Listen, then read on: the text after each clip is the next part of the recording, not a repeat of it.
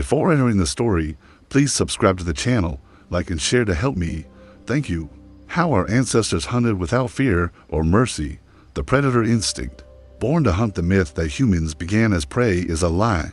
We were not cowering in caves, hiding from the claws of saber-toothed cats. We were watching, calculating, evolving. From the moment our ancestors stepped out onto the African savanna, they were learning how to dominate the wild, not survive it. Before we had spears, we had stones. Before stones, we had strategy. Other animals are born with claws, fangs, speed. We were born with weakness, sand in that. Our power. Weakness forced us to evolve, to communicate, to work together. One alone would die, but 10, 20, 50 humans coordinated? That was a force no predator had ever seen before.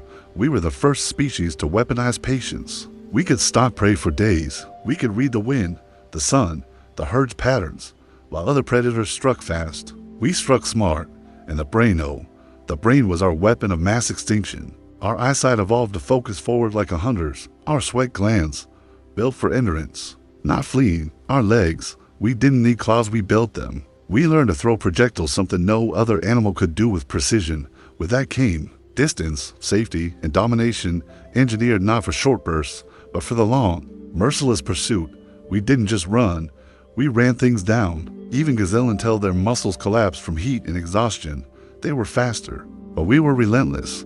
The most feared form of hunting, persistence hunting. We chased our prey, antelope, boar. That's what made us terrifying, because even in the beginning, humans didn't settle for being fed.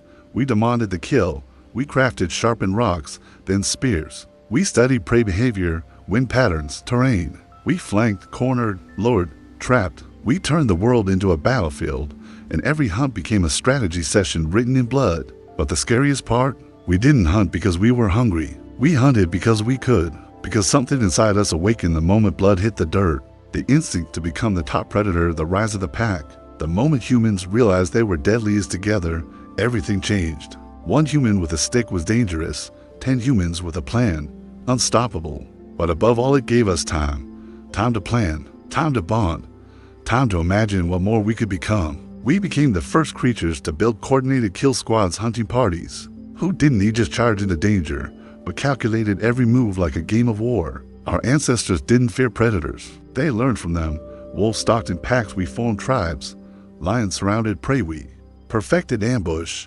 The first weapons didn't just kill, they told stories. The weak were no longer just victims of the wild, they were molded by it, hardened by it. A spear wasn't just wood and stone, it was hours of craft, days of thought, the pride of a tribe embedded in its tip. Birds scouted from above, we watched the skies for migration clues. And every lesson was passed down, not just through words, but firelit stories, bone carvings, battle scars. That's where something profound began to stir, memory. You see, animals hunt on instinct. Humans hunt with legacy. We didn't just react to the world, we shaped it. Fire was our declaration of war. Against fear, it gave us light in the darkness, warmth in the cold, safety in the wild. And what? We imagined, we pursued. Hunting forced us to invent. With each generation, the hunts got smarter, tools got sharper, our minds got harder. Those who hesitated were lost. Those who adapted became legend. And so, the first great evolution of humanity wasn't our body, it was our mindset. We stopped asking how to survive. We asked, how do we dominate? The apex within dominance wasn't just about the kill, it was about control. Control over the land, control over time, control over fear. Once early humans learned they could not only survive, but engineer the world around them. The line between predator and God began to blur. We no longer waited for animals to pass through.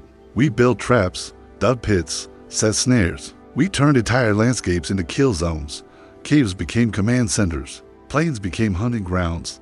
The earth wasn't a wilderness anymore, it was a chessboard. And we were the grandmasters. Not just any life, a dangerous one. A lion, a boar, a rival. The kill wasn't just survival, it was identity. But there's something deeper, something darker that emerged during this rise. Mercy began to die. Where once we killed only what we needed, now we hunted for pride, for dominance, for ritual. We painted the blood, we wore the bones. We stood over the carcasses, not in gratitude, but in conquest. In some tribes, young warriors weren't considered men until they had taken life with their own hands. That's the terrifying truth buried beneath our history books. We are not merely a species that endured. We are a species that excelled at ending things because to our ancestors, fear was a disease and hunting was the cure. To stand face to face with a charging beast and not flinch. To hear the screams of prey and feel only focus. To come home bloodied, exhausted and proud. That was the mark of the apex predator. That's what lived in their bones. And if you quiet the noise of the modern world, you'll hear it still. A whisper behind your heartbeat. Why? Because it's not about strength. It's not about speed. It's about the one thing we've always had more than any beast. A hunger beneath your thoughts. A voice that says the animal, once a blur of muscle and power, is now living. Panting. Shaking. You weren't born for comfort. Each time it stops to breathe, we gain ground. And every time it looks back, the same figures are there closer. Relentless. You were born for the hunt. The long kill. The sun scorches the savannah. There is no shade. No mercy. Where the prey died not from wounds, but from hopelessness. Just heat, dust, and movement. A single antelope runs. Its hooves crack the dry earth. Behind it, a small band of humans barefoot, lean, sunburned follows, not sprinting. One missed hunt could mean death for the entire tribe. The stakes weren't personal, they were existential. Not shouting, just running, steady, silent, like shadows that never stop. This isn't a chase. It's a sentence. This is persistence hunting, the most brutal and intelligent form of hunting ever devised by man. No other species on Earth has ever mastered it. Willpower. The antelope darts ahead again, but it can't sweat like we can. It overheats. Hours pass. The sun begins to fall, and then collapse. We didn't need arrows. We didn't need traps. We weaponized endurance. We turned patience into death. This is how thousands of ancient hunts ended, not in a flash of violence, but in a war of attrition. Because when your lungs are burning, when your legs are giving out, you look back and realize they're still coming. That's not just terrifying, that's demoralizing. That's what made ancient humans feared. And don't be fooled, we didn't do this for sport. We did this because failure meant starvation. And so, every step was loaded with meaning. Every drop of sweat carried the weight of survival. You weren't just chasing food. You were proving to your people that you belonged to the earth too. The tribe, to the legacy of those who came before. The art of the ambush. Not all hunts were marathons. Sometimes they were ambushes, swift, silent, surgical. The landscape was our canvas, and every rock, tree, or ravine became part of a strategy, a trap in the making. You see, our ancestors weren't just runners. They were planners, psychologists, engineers of death. They studied herd patterns. They knew migration routes. They understood how prey reacted under pressure, how it would dart left at the sight of a shadow, how it would scatter in panic when cornered. Hunting wasn't chaos. It was choreography. The prey doesn't know it yet, but it's already lost. Spears fly, chaos erupts, but it's not disorganized, it's precise. Every movement was practiced. Every scream of the animal anticipated. Every hunter knew where to stand, when to strike, and when to pull back. Imagine this, a group of hunters crouched in the tall grass motionless. For hours, they wait. Further downwind, others mimic animal calls, slowly guiding a herd toward a narrow gorge. As the animals enter the natural funnel, the hidden hunters rise. It was warfare, long before the word existed. And what made it even more terrifying, we didn't just survive in harsh climates, we mastered them. We adapted to every environment. In the forests, we used traps and camouflage. In the mountains, we drove prey off cliffs. In icy tundras, we waited near frozen watering holes and struck at the moment of vulnerability. No terrain was safe from us, the kind that's carved into muscle, memory, and instinct. This wasn't just evolution. This was domination, trust in the plan, trust that the kill would be clean, quick, and shared, and behind every tactic was trust. Dust rises. The hunter steps forward steady, composed. He doesn't cheer. He doesn't flinch, because this isn't the end. Trust between the hunters, lifeless, and that silence, it's heavy. It's not victory without weight. The hunters knew what it meant to take a life. They didn't run from that. They embraced it, because one wrong move didn't just ruin the hunt, it could doom the tribe. And that pressure created something profound. Discipline, not the kind you read in books, the kind you earn in blood.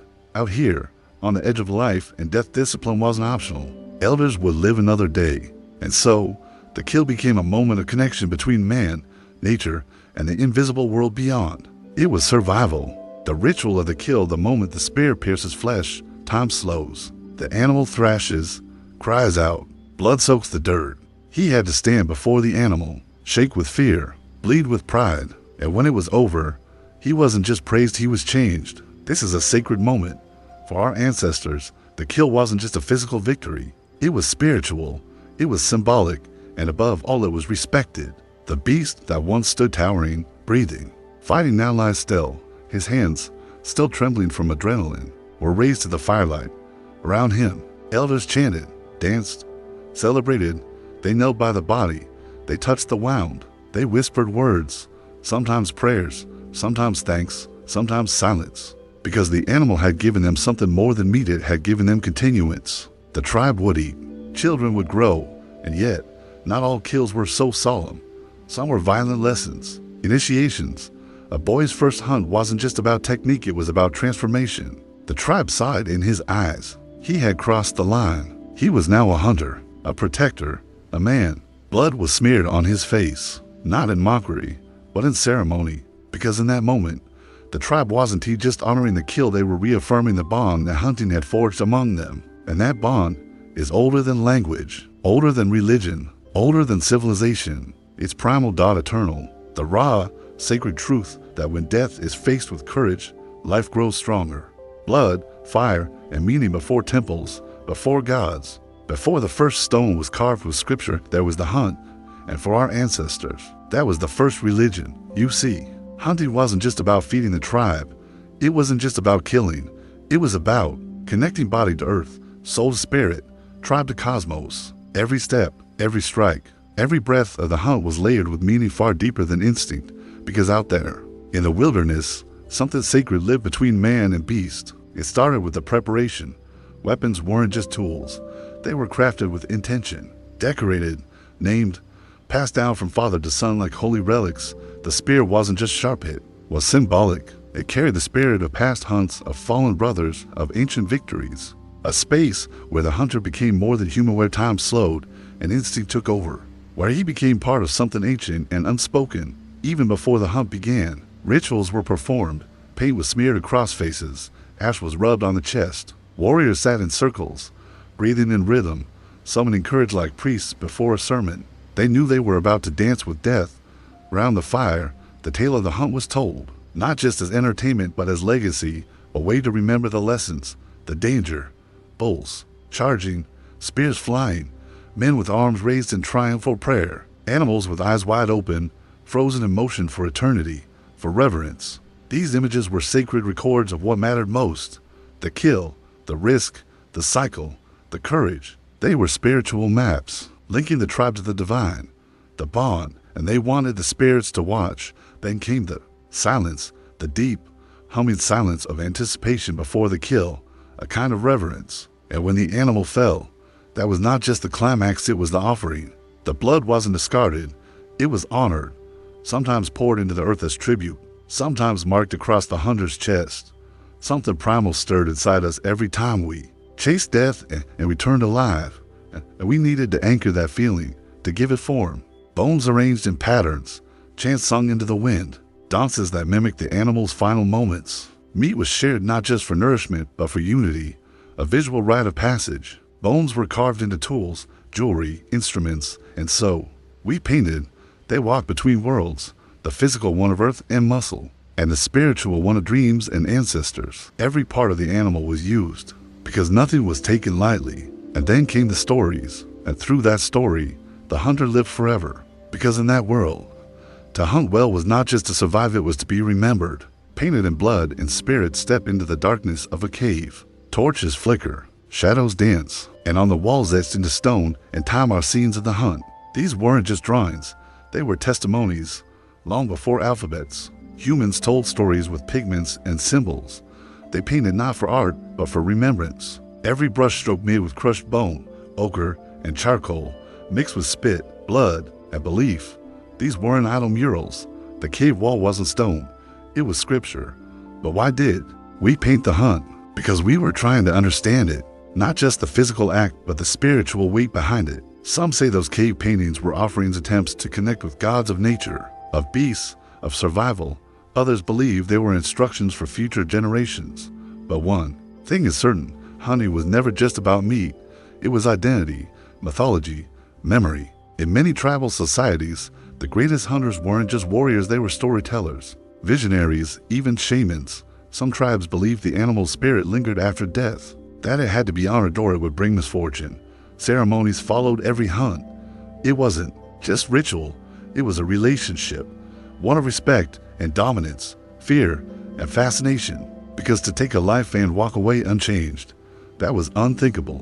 The hunt carved itself into the soul, because to forget the kill was to forget who we were, becoming legend in the oldest villages where the fire never died and the stories never ended. There sat one man silent, wrinkled, eyes sharp as flint. He wasn't the strongest anymore. He didn't run with the pack, but when he spoke, even the fire seemed to listen, because he had hunted not once, not twice, but through storms, famines, wars. His hands had felt beasts that lived only in legend now. His name was etched not into rock but into memory, into ritual. Your story became part of the oral history, passed down from father to son, warrior to boy, as instruction and inspiration. If you died in the hunt, you died a warrior. If you returned, you became a living myth, between unknown and remembered, between common and chosen. That's what the hunt gave you immortality. To hunt was to earn your place in the song of the tribe. Eating its heart gave you its courage. Carrying its teeth gave you its voice in the spirit world. You see, for early humans, hunting wasn't just an act. It was a threshold. To slay such a beast was to undergo a transformation. You didn't just kill it, you became it. The line between child and man. That's why some tribes had sacred animals, the ones that could not be hunted without ritual. Layers of identity written in bone and blood. Because the hunt wasn't only about the animal, it was about the hunter. About who you became in that moment where everything hung in balance. Where death breathed close and you chose not to flinch. Wherein its pelt gave you its power. The spear traded for a scream. These weren't superstitions. They were codes of meaning. But that pounding in your chest before a big decision, that edge in your voice when you chase a dream, that unstoppable focus when everything's on the line. To hunt well was to master your fear. To kill with precision was to master yourself. And so, every ritual, every painting, every story served one purpose. Who crossed continents barefoot? Who survived droughts, storms, and famine without quitting? Our brains were sculpted not by comfort, but by challenge. Our bodies were forged in heat, fear, and pursuit. Forgotten what lives in your blood, forgotten the voice that guided them across the abyss. We didn't learn through lectures, we learned through danger.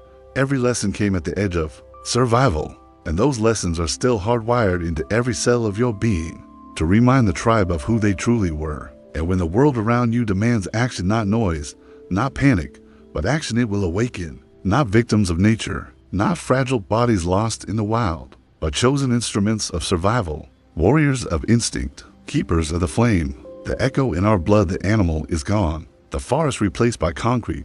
But don't be fooled. The hunter is still here. You may wear a suit, sit at a desk, scroll through devices instead of scanning horizons. That's not anxiety. That's not adrenaline. That's the echo of the hunt. It never left you. We evolved as predators. That instinct to move forward when others freeze, that's ancient. That ability to endure pressure while others break, that's ancestral.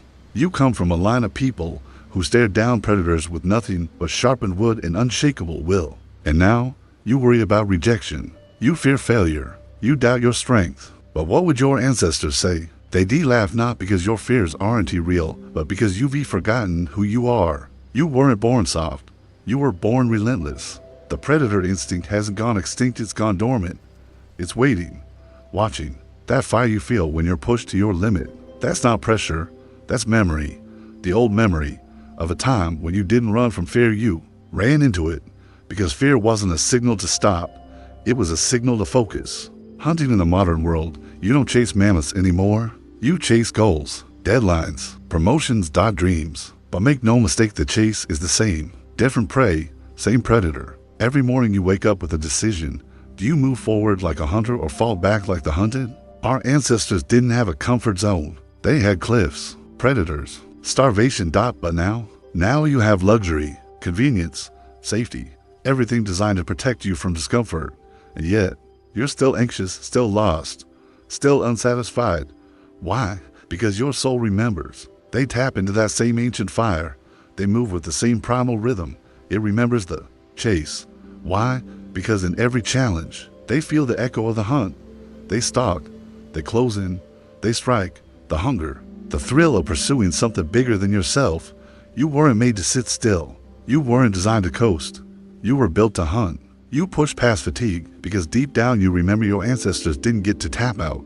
They ran until they bled, and then they ran some more. Look around. The most successful people in the world, they're not the strongest. They're not the fastest. They're the most relentless. Wake, hunt, win, repeat. You endure long days, heavy setbacks, fierce terrain. You detect lies like you once sensed danger on the wind. They don't need to be. Chase, they chase. Obstacles don't scare them, they excite them. They don't sit back waiting for the perfect moment. Hunters don't wait. Even in modern life, the hunt is everywhere. In business, you track opportunities. You outmaneuver competition. In relationships, you fight for loyalty. You protect your circle. In fitness, you test your limits. You build armor. Comfort has lied to you. It told you the goal is peace, that you're too smart, too sophisticated for blood, sweat, and survival. But peace is the prize, not the path. The path is pursuit. Every time you settle for average, while your ancestors scream in your bloodline to move. The path is blood, effort, and clarity in the chaos. You weren't built for easy. You were built for war, internal and external. And in this modern jungle, the rules haven't changed. To dominate, to protect, to sacrifice, you either hunt or you're hunted. Awaken the beast. There's a voice inside you, not the one that doubts, not the one that hesitates. The other one, the ancient one. The instinct never died, and it's time to return. The one that doesn't care about your excuses. The one that rises when you're cornered, when there's no food left, no help coming, no way out. That voice is the hunter, and the world has tried everything to silence it. Soft clothes, soft food, soft lives. They've wrapped you in comfort and told you you've evolved, that you're civilized now. But here's the truth. The beast is not gone.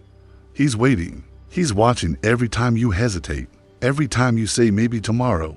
And if you ray tired of that hollow feeling of something in you aches, and you don't know why it is, because the hunter inside you is starving. Not for food, for challenge, for danger, for something real. You were meant to wake up with fire. You were meant to pursue. You were meant to bleed for something. That's what gives life meaning, not comfort, not safety.